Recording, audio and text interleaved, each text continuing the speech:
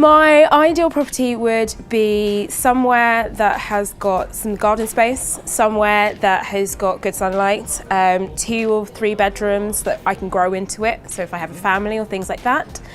And I'd like somewhere that doesn't mean I have to do it up, somewhere that's pretty ready to go. At first, when I looked into buying, I was really about being in that place that I wanted to be. And so Brighton was the place I wanted to be, and I'd happily get a smaller place. I think now I've looked at the market and what's available and the cost of things, I'm happy to relocate just outside my ideal location for a bigger property. And I'm happy to maybe change some of my needs for something that's a little bit more realistic that I can grow into. I'm looking to do a 10% deposit, but I have heard about 5% deposits, and I know that that's an option. So I think at the moment we're looking for 5–10%, and if we're sticking with our idea of 250,000, that's something that we are aiming, that's our ideal goal. But we're aware that it could cost a lot more than that, so saving as much as we can, really. In terms of saving and trying to cut back, I have tried to spend less on clothes, because that is a thing that I do spend a lot of money on.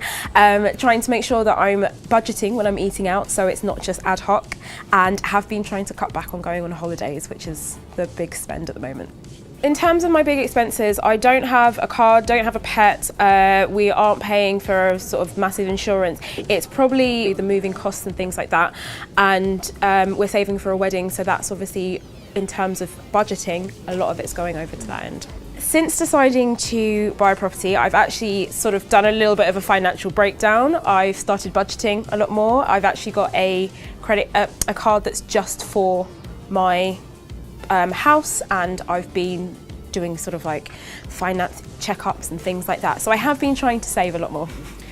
I haven't thought about stamp duty. I haven't thought about any of those added extras. I know there are stuff that goes on, but I don't have a sort of, it'd be nice to just have a bit more of a breakdown of, okay, this is a deposit and then this is what else you'll have to save for. So in terms of research, we first of all looked on government websites, so just looking at the information that was out there, because we wanted to find somewhere that we could trust and we knew would be right, so I went for government websites. Looking on property sites and seeing what's available and getting some information, and then going to banks. So we looked at the banks each of us respectively had and what sort of information about properties there were. But I think the thing that helped the most was actually talking to people who had bought houses already, because they were able to talk us through the different processes they went through and things that helped them, what's there and what's available.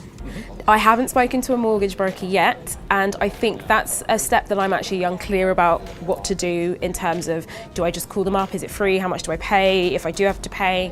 And I think I would much more trust a mortgage broker to say, yes, this is a good property, go for it, rather than an estate agent who might just be selling me a property because they need to get it off their books. My biggest worries when looking into getting a property would be it falling through at the very last minute and having already paid out a deposit, not knowing what happens then with that money, and something going wrong. So I know that valuations and things happen, but I would hate to buy a property and then the minute I move in, the ceiling falls in, and then it's suddenly your responsibility. So just knowing that everything has been covered and I've checked all those bases before I move forward with giving someone my money.